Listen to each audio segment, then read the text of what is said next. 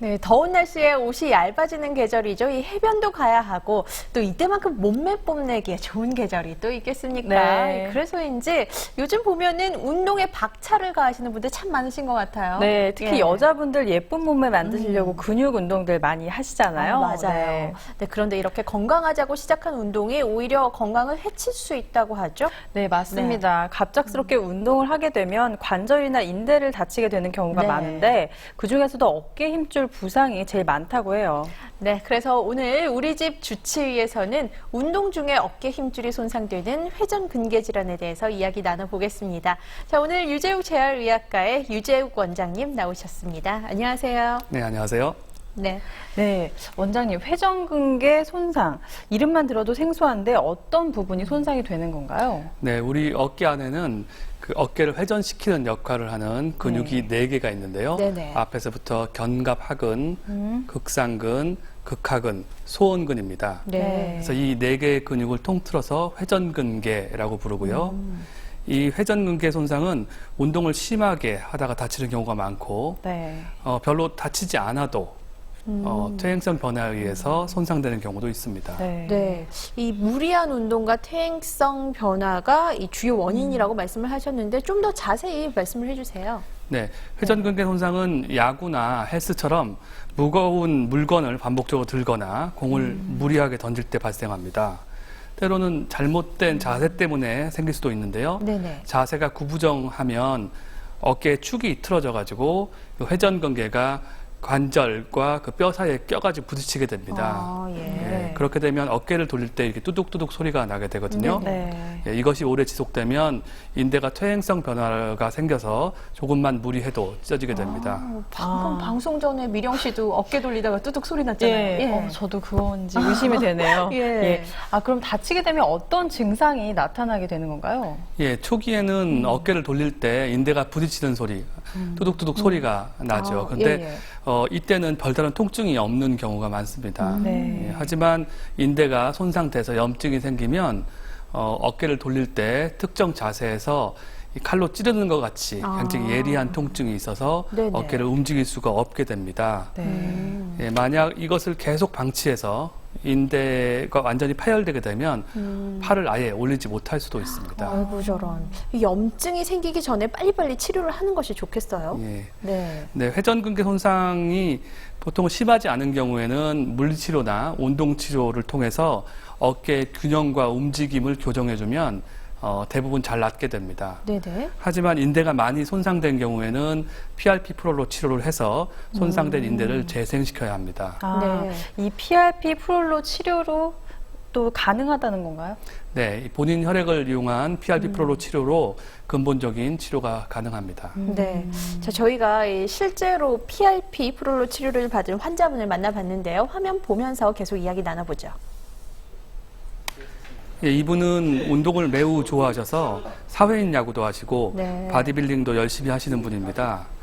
예, 운동 중에 어깨에 통증이 생겨서 운동을 할 수가 없게 되었고 검사를 해봤더니 수술을 이제 권유받았습니다. 근데 이제 비수술적인 치료를 원하셔서 저희 병원을 방문하신 분입니다. 아무래도 여름이니까 여름 다가오니까 그 몸 관리를 갑자기 좀 이제 시작을 했죠. 그래서 무거운 무게도 좀 많이 갑자기 들게 되고 근데 그러다가 보니까 아프니까 이렇게 깜짝 놀라게 되고 또 이렇게까지 아플 줄은 저 몰랐었죠.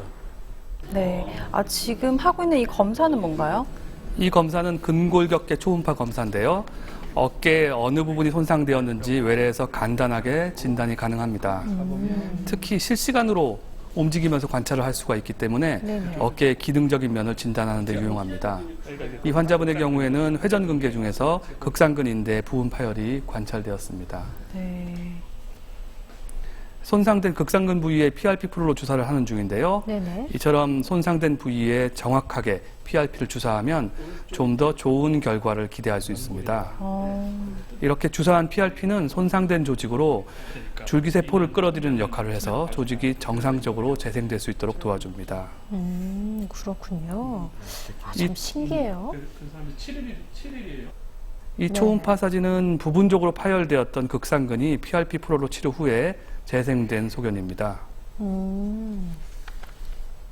처음에는 이 치료를 제가 받을 때는 이게 이렇게 해서 나아질 수 있겠냐라는 의심도 좀 많이 했었었는데 막상 치료 받고 나서 이렇게 효과가 이렇게 금방 나타나고 빨리 호전이 되니까 저도 깜짝 놀라게 됐죠. 주변에 혹시 저처럼 이렇게 어깨에 다쳐서 아프신 분이라든가 이런 분들한테는 적극적으로 좀 권해서 치료할 수 있는 방법을 찾았으면 좋겠어요. 네. 자, 지난주 이 시간에도 원장님께서 이 PRP 프롤로 치료에 대해서 말씀을 해주셨는데, 이 PRP 치료 참 들으면 들을수록 신기한 것 같아요. 이 치료가 어떤 경우라도 다 가능한 건가요? 꼭 그렇지는 않습니다. 예. 인대가 심하게 손상돼서 완전히 파열된 경우에는 수술적인 치료가 필요합니다. 네. 예, 최근에는 이제 관절 내시경을 이용한 수술적 방법이 많이 사용되고 있습니다. 그렇군요. 이 PRP 프롤로 주사는 몇 번을 맞아야 효과가 있는 건가요? 아니면 한 번만 맞아도 효과가 있는 건가요? 손상된 부위가 어딘지 네. 또는 얼마나 심하게 손상되었는지에 따라 달라지겠지만 일반적으로는 한 두세 번 정도 치료를 하면 손상된 조직이 성공적으로 치료가 됩니다. 네. 자, 이렇게 치료법까지 쭉 알아보고 있는데, 원장님이 대부분 환자들이 어깨 통증하면 이 오십견으로 생각을 하기 쉽거든요. 이 회전근개 손상과 오십견을 혼동을 해서 찾아오시는 환자분도 참 많으실 것 같아요. 네, 어깨가 아플 때 그 예. 오십견으로 알고 오시는 분들이 종종 있는데요. 네네. 오십견은 이제 어깨 관절이 굳어서 통증과 이 움직임의 제한을 일으키는 질환이고요. 네. 지금 말씀드린 회전근개 손상은 관절이 아니라 관절 바깥을 지나가는 근육과 인대가 손상된 질환입니다. 예. 그럼 이 두 질환을 구분할 수 있는 방법이 있을까요?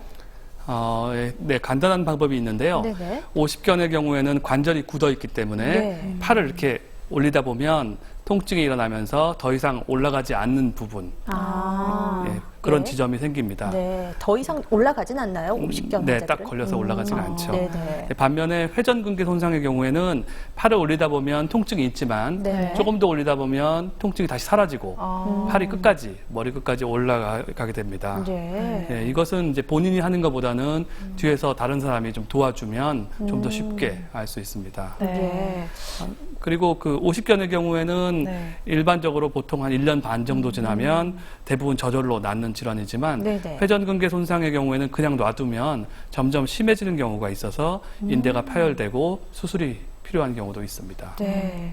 오십견은 자연히 낫기도 하지만 이 회전근개 손상 자연히 낫지 않는다고 하니까 네. 팔을 못 쓰게 될 수도 네. 있다고 하니까 절대로 혼동해서는 안 될 것 같네요. 네. 예. 그리고 보통 운동하고 나서 어깨에 뻐근하고 또 결리는 증상 있으신 분들 있잖아요.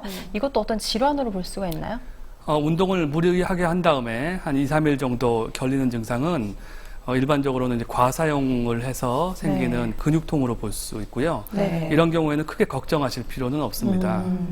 다만 이 어깨 통증이 일주일 이상 계속 지속되거나 네. 아니면 팔을 올릴 때 통증이 아주 심하게 있거나 주무실 때 이렇게 돌아 누울 때 어깨에 통증이 심해서 아파서 깨시는 분들은 병원을 찾아서 한번 진단을 받아보시는 것도 좋겠습니다. 네. 주변에 이런 분들 이야기 좀 많이 들어본 것 네. 같아요. 운동 좀 심하게 하신 분들 많으신데 혹시 이 회전근개 손상을 예방할 수 있는 방법이나 피해야 할 동작 같은 것들이 있을까요? 네, 그 회전근개 문제는 목과 어깨의 잘못된 자세가 원인이기 때문에 평소에 어깨를 쫙 펴고 다니고 바른 자세를 유지하는 것이 중요합니다. 네. 또한 운동 전후에는 어깨 주위 근육과 관절을 충분히 풀어주는 것이 필요하고요. 네. 그리고 어깨를 많이 쓰는 운동들, 즉 헬스나 야구 같은 운동을 할 때는 갑자기 너무 무거운 무게를 든다든지 공을 너무 세게 많이 던지는 것은 피하는 것이 좋습니다. 네. 근데 되게 관절이나 근육이 아프면 찜질을 많이 하게 되는데 회전근개 질환도 찜질이 도움이 되나요? 찜질은 온찜질과 냉찜질이 있는데요. 다친 초기 48시간 정도까지는 냉찜질이 좋고요. 네. 그 이후에는 온찜질이 유리합니다. 예, 찜질 등의 물리치료는 통증을 가라앉히는 데는 도움이 되지만 손상된 회전근개가 다시 재생되는 것은 아니기 때문에 좀 더 근본적인 치료적 접근이 필요합니다. 네. 네. 자, 이 최근 몸짱 열풍이 불면서 좀 지금 이 시간에도 열심히 운동을 하고 계신 분들 많으실 텐데요. 이 멋지고 건강한 몸도 좋지만 자기가 할 수 있는 범위 내에서 몸이 허락하는 그 범위 내에서 좀 천천히 운동을 하는 것도 좋을 것 같습니다. 네, 또 꼭 운동이 아니라 나이가 들면 이 어깨 힘줄이 얇아지게 된다고 해요. 네. 증상 잘 살펴보시는 게 중요할 것 같습니다. 네. 자, 오늘 회전근개 손상에 대해서 도움 말씀 주신 유재욱 원장님 다시 한번 감사드립니다. 감사합니다. 네, 다음 이 시간 우리 집 주치의 시간에는요, 말하지 못하는 고민이죠. 네. 이 방귀와 트름에 대해서 알아보는 시간 마련하겠습니다. 네, 이어서 생활경제 2부가 방송됩니다.